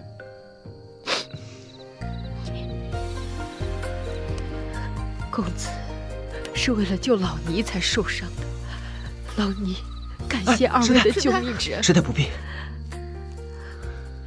师太，这是我们应该做的。师太，虽然你躲入白雀庵中削发为尼，但也阻止不了那群人的杀心。你的行踪现在已经暴露，他们定不会善罢甘休的。对啊，师太，这样躲下去不是办法。要不，您就跟我们回林州去吧，去揭发柯世昭的恶行，替您儿子报仇。好，若不是二位救了老尼的命，老尼也无法知晓二位的为人和真心。你们是好人，我就不再遮遮掩掩了。柯世昭那个恶贼，为了夺得几家药铺，把我儿匡骗去，下毒害死。现如今，他还想要了我这瞎眼老尼的命。师太，不瞒您说，我的2位亲生哥哥也可能是被柯世昭给害死的。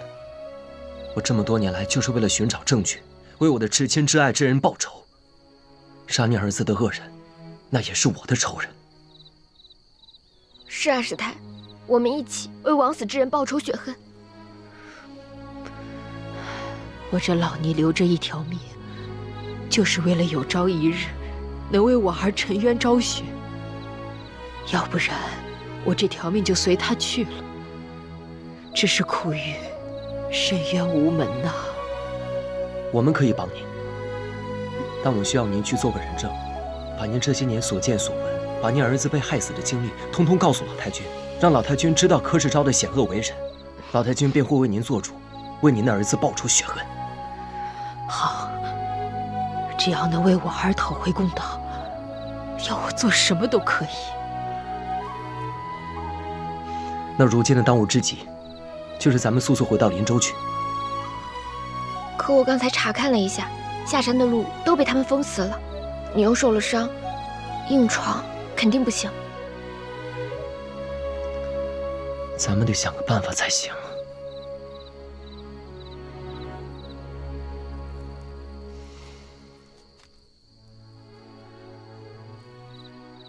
师太，那一车臭臭的东西，装的是什么呀？哦，小师傅们将夜香存放到此处，等夜香车满了，夜香郎就会把它送到白雀庵的菜园子里。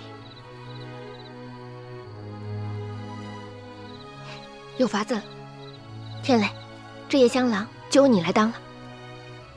师太，一会儿我们要演一出好戏，不知道您的眼睛是否方便？老太婆虽然眼瞎，但是听觉和触觉都还灵光，我这平时行动没什么障碍。那便好，眼下就差一身法袍了。这好办，顺着这草棚往东走半里，有一口古井，我们常在那里洗法袍，小师傅们都把衣服晾在那儿。那我去接一身。哎，我同你一起去。你都受伤了，乖乖待在这儿，我马上回来。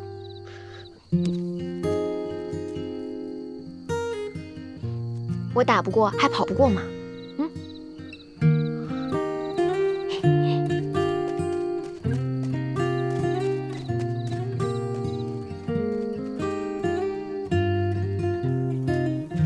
起来，起来，起来！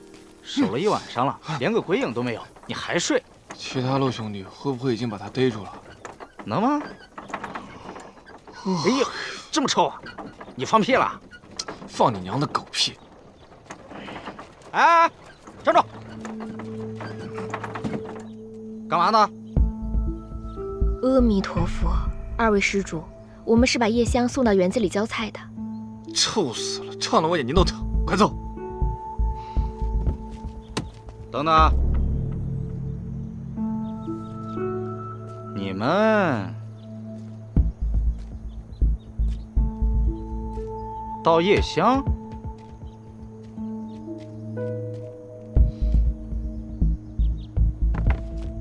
确实是到叶香的。这太臭了！你这小徒弟怎么这么恶心啊？盖上！快走！滚！走！哎呀，你快点儿！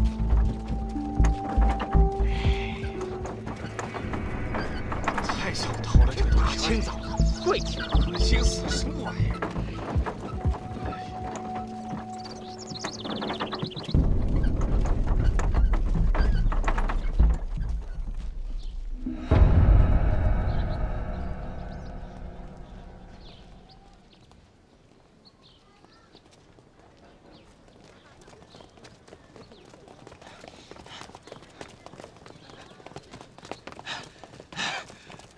官爷，这暗中上上下下都找遍了，那3个人不见了。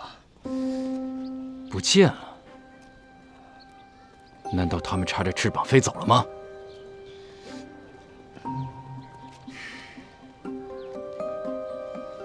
这样，你赶紧下山。那个男的受伤了，走不远。我断定他还在城内，挖地3尺，也要把他给我找出来。好，我现在就带兄弟们去找。等等。你现在先给柯少爷去送信，告诉他，那个瞎眼的老太已经跑了。如果咱们追不上的话，让他提前在林州城内做好安排。一旦他们进入林州地界，我们便可守株待兔，方能拿下。是，走。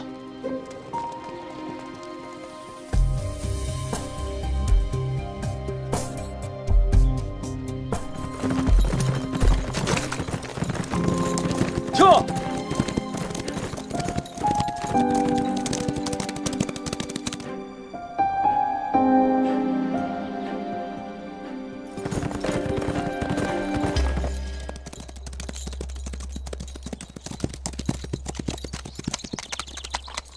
刘医师，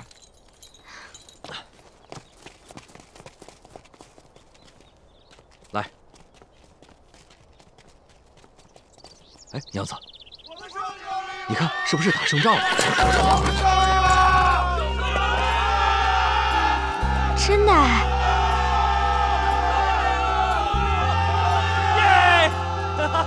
走，进去瞧瞧。哎，女子不能擅自进入，等一下评位。哦，我这也没看见什么女子不让擅入的牌子呀。评委，哎，舅妈，舅妈，舅妈！哎呀，大晚上，哎呀，想死你了，舅妈！我多少年没见你了，你又长高了。舅妈，哎，你舅舅骗我说，这有什么女子不让擅入的牌子啊？哦，之前是有来着，但昨天给撤了。你来的真是时候，舅妈。这么巧？评委，哎，打胜仗了是不是？啊，对，走，一起瞧瞧去。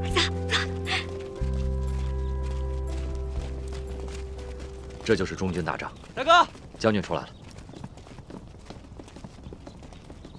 慢点啊。大哥，将军，刘先生，将军。好，我来介绍一下，这位是我的夫人。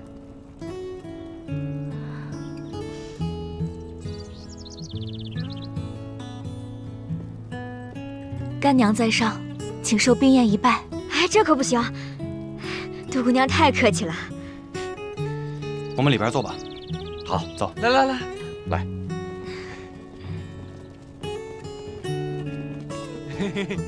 这几日战事还顺利？顺利。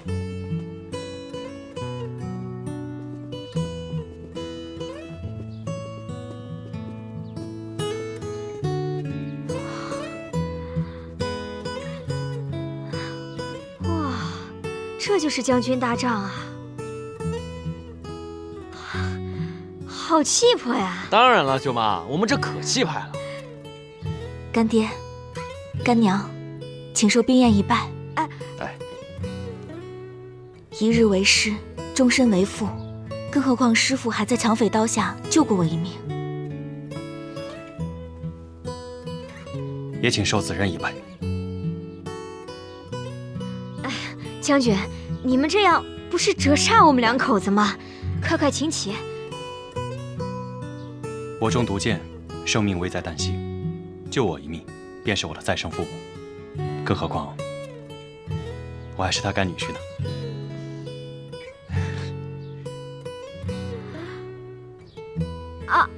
懂了。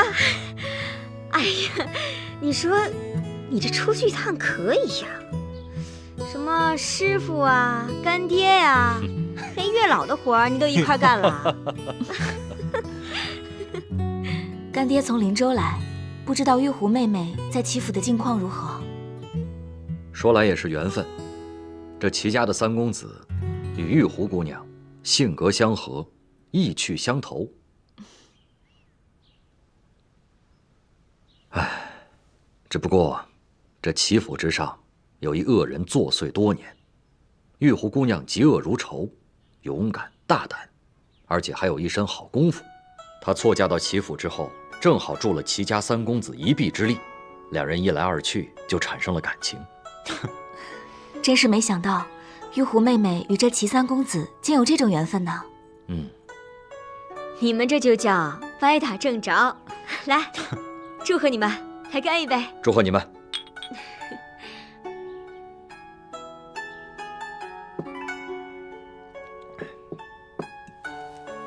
将军，既然前线已经大获全胜，林州那边他们二人还与恶人相缠，我想尽快处理完军中的事务，赶回林州，助他们一臂之力。舅舅舅妈，你们真是悬壶济世，行侠仗义，有点那个侠者风范啊！什么侠不侠的，我们俩就是爱管闲事罢了。正好，今晚我在军营设宴，一来为军队大捷，二来也为二老接风。来，干！这边，军医，快来这里！哎，来了！来，这样，用双手用力摁住。李军医，你去那边。快点，来这边。程军医，那边几个伤员伤口都已经发炎了，你赶紧看看。好，赶紧用这些纱布把他们的伤口处理一下。干娘，药粉快磨好了吗？马上就好。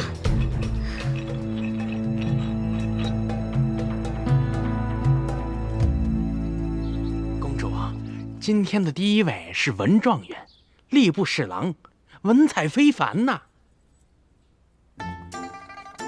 这第二个是武状元，叫刘大力，体魄强健，力大无比呀。还有这第三位，吴大学士，山西太原人。这些我通通不喜欢，都拿走。哎呦，公主，这都是第3回了。皇后说，再挑不出好的就怎么着？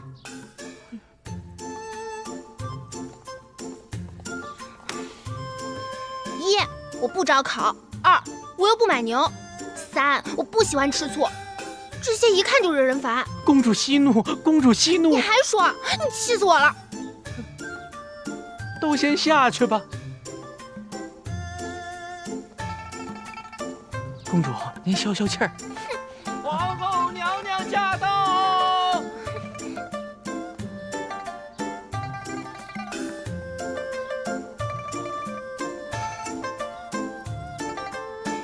儿臣拜见母后。公主，这是怎么了？快起来！谢母后。母后，那些画像里的男人，我一个都不想嫁。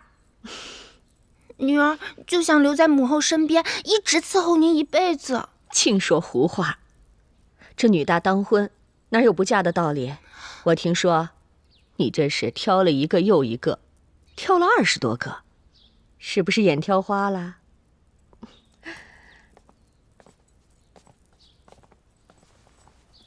母后，女儿为了您也愿意嫁，但是我就是很讨厌那些装模作样、做梦都想当驸马的男人，非得是我自己看得上，我才愿意嫁。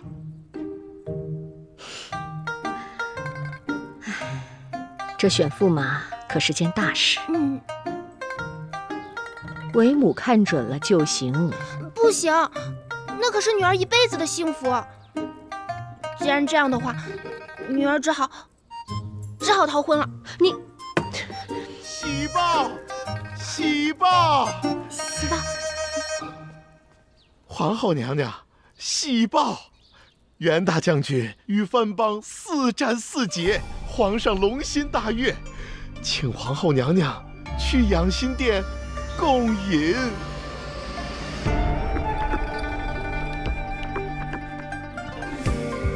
这个袁不屈还真有一番作为，若他成为驸马，定能配上我儿。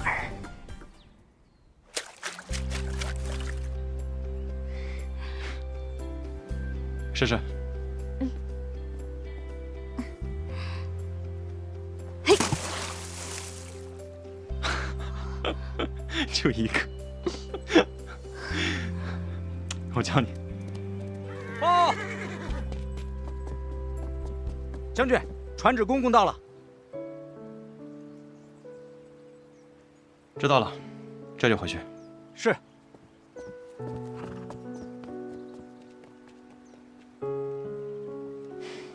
去就回。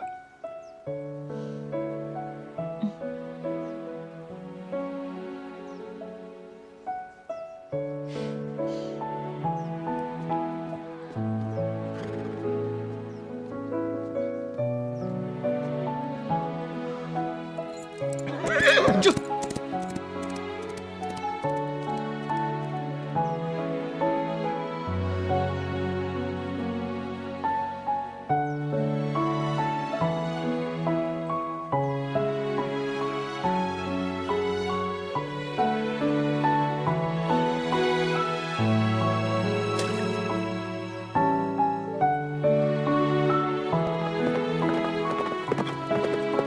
奉天承运，皇帝诏曰：大将军袁不屈御敌有功，特敕封为定北侯，并赐婚，与昌平公主永结连理，钦此。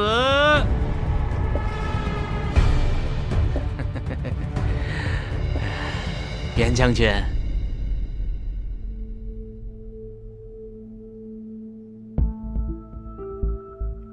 袁将军，接旨啊！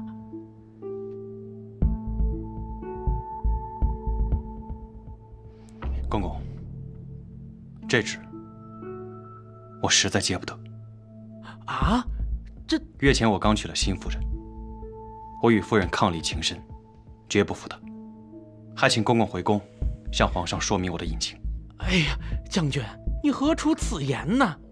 那咱家不过是个传旨的。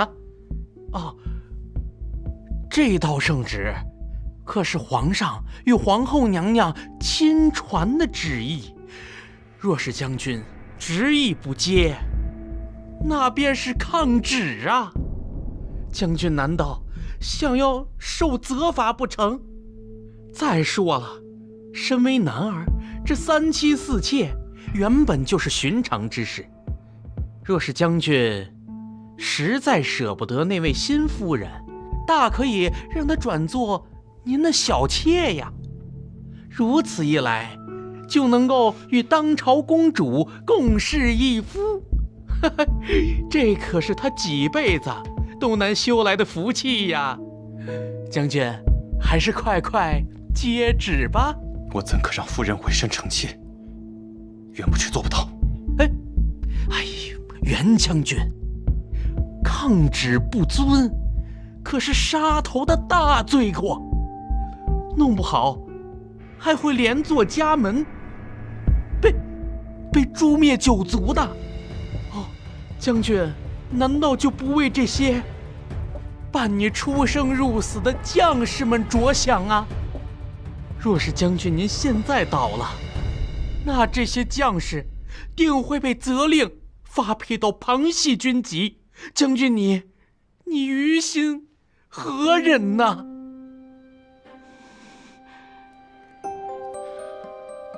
大哥，为了兄弟们，咱们从长计议吧。袁将军，三思啊！